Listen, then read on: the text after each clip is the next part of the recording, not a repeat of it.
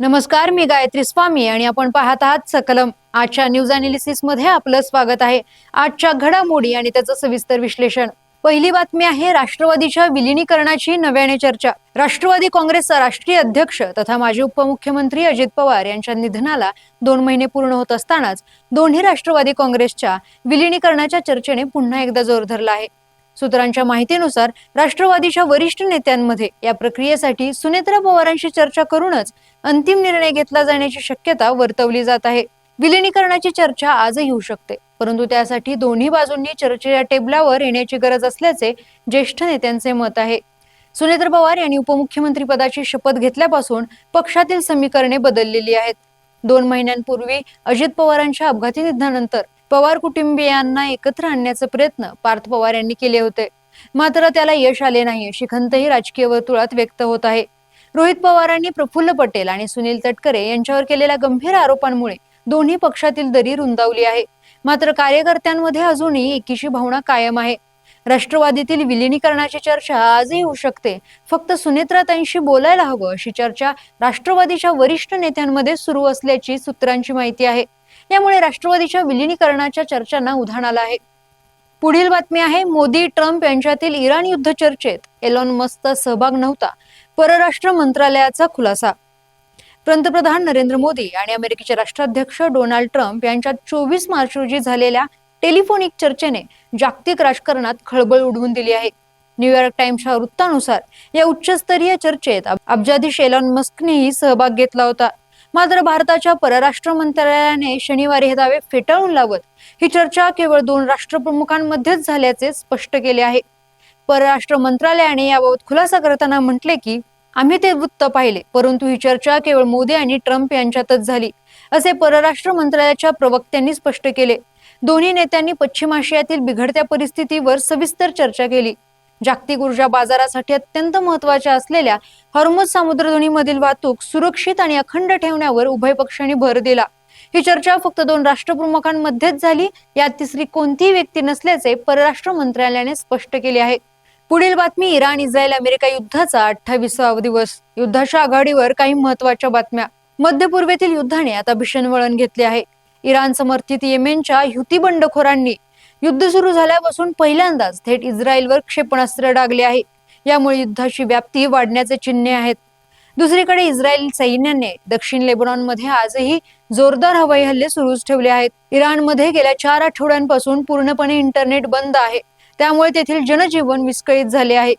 अमेरिकेने आपली 80हून अधिक विमाने वाहून नेणारी महाकाय युद्धनौका USS जॉर्ज H.W. बुश मध्य पूर्वेकडे रवाना केली आहे. राष्ट्राध्यक्ष ट्रम्प यांनी आम्ही इराणला चिरडत आहोत असा दावा केला, तर नाटो देशांच्या भूमिकेवर नाराजी व्यक्त केली आहे. मध्य पूर्वेतील तणाव कमी करण्यासाठी पाकिस्तान आता सौदी अरेबिया, तुर्की आणि इजिप्त या देशांमध्ये एक विशेष बैठकीचे आयोजन करणार आहे. हुतींनी थेट इस्रायलला लक्ष केल्यामुळे लाल समुद्रातील जहाजांची वाहतूक पुन्हा धोक्यात आली आहे. यामुळे युद्ध अजून चिघळण्याची शक्यता आहे. पुढील बातमी आहे शाहू मिल बाबत मुख्यमंत्र्यांना भेटून पुढील दिशा ठरवण्याचे बैठकीत निर्णय. राजश्री शाहू महाराजांनी 120 वर्षापूर्वी रोजगार निर्मितीच्या हेतूने शाहू मिलची स्थापना केली होती. शाहू मिल पुन्हा सुरू व्हावी अशी लोकभावना आहे. या लोकभावनेचा आदर राखत आगामी काळात ही मिल पुन्हा सुरू होण्यासाठी मुख्यमंत्री देवेंद्र फडणवीस यांच्या समवेत सर्वपक्षीय शाहू मिल पुनरुज्जीवन समिती आणि लोकप्रतिनिधींची बैठक आयोजित करण्याबरोबरच सर्वप्रथम शाहू मिल पुन्हा सुरू करण्यासाठी मुख्यमंत्री यांची तत्वता मान्यता घेऊन पुढील दिशा ठरवण्याचा निर्णय आज शनिवारी झालेल्या सर्वपक्षीय शाहू मिल पुनरुज्जीवन समितीच्या बैठकीत घेण्यात आला. अध्यक्षस्थानी खासदार श्रीमंत शाहू महाराज होते. शनिवारी न्यू पॅलेस येथे या बैठकीचे आयोजन केले होते. या बैठकीत शहराचे आमदार राजेश क्षीरसागर आणि आमदार राजेंद्र पाटील यड्रावकर यांच्यात शाब्दिक जुगलबंदी देखील पाहायला मिळाली. बैठकीला पालकमंत्री प्रकाश आंबेडकर यांची व्हिडिओ कॉन्फरन्सच्या माध्यमातून प्रमुख उपस्थिती होती. यावेळी बोलताना त्यांनी पालकमंत्री आंबेडकर यांनी शाहू मिलला ऊर्जितावस्थेसाठी नव्याने उभारणीसाठी राज्य व केंद्र शासन सर्व प्रकारे मदत करण्यास तयार असल्याचं सांगितलं. शाहू मिलच्या उभारणीसाठी कन्सल्टंट टीम नेमून एक आराखडा तयार करावा. हा आराखडा तयार करत असताना कृती समितीसह संबंधितांच्या सूचनाही विचारात घेऊ असं त्यांनी सांगितलं. खासदार शाहू महाराज यांनी शाहू मिलला पुनरुज्जीवन देण्यासाठी समिती धडपडत आहे हे कौतुकास्पद आहे. शाहू मिलला 100 वर्ष उलटून गेली तरी काही कारणास्तव तिचे आधुनिकीकरण झालेले नाही. त्यावर मात करून मिलला पुनर्जीवित करण्याचा प्रयत्न करू असं त्यांनी सांगितलं. राजेंद्र पाटील यड्रावकर यांनी 5 वर्षापूर्वी शाहू मिल स्मारक व्हावे या मागणीसाठी बैठक झाली होती. शाहू मिलची 27 एकर जागा आहे. यातील 5 एकर जागा वस्त्रोद्योग महामंडळ विभागाची आहे. या जागेवर कन्व्हेन्शन सेंटर उभारण्याचे असल्याचे आधीच जागा ती हस्तांतरित करावी लागेल.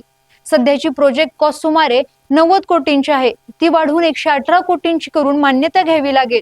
गिरणीसाठी यातील 5 ते 6 एकर जागा पुरेशी ठरेल. विविंग मशीन, कापड, नंतर गारमेंट तयार करावे लागेल. यासाठी आणखी जागा लागेल. तथापि मिल चालवायची असेल तर वस्त्रोद्योग महामंडळाने पुढाकार घ्यावा लागेल. टेंडर प्रक्रिया करून महाराष्ट्र शासनाने ती चालवण्यास द्यावी. मिल सुरू राहण्यासाठी सर्वांनी एकत्रित निर्णय घ्यावा असे आवाहन आमदार यड्रावकर यांनी यावेळी केले. आमदार क्षीरसागर यांनी शाहू मिलचा विषय कॅबिनेट हायकमांड समोर मांडला गेला आहे. याबाबतची एक बैठक होण्याची आवश्यकता असून पैशाची काही अडचण येणार नाही. यावेळी आमदार जयंत आसगावकर, आमदार राहुल आवडे, आमदार राजेंद्र पाटील यड्रावकर, आमदार अशोक माने, उपमहापौर अक्षय जरग, ठाकरे गटाचे सहसंपर्क प्रमुख विजय देवणे आदींनी मनोगत व्यक्त केले. धन्यवाद आणि पाहत रहा सकलम.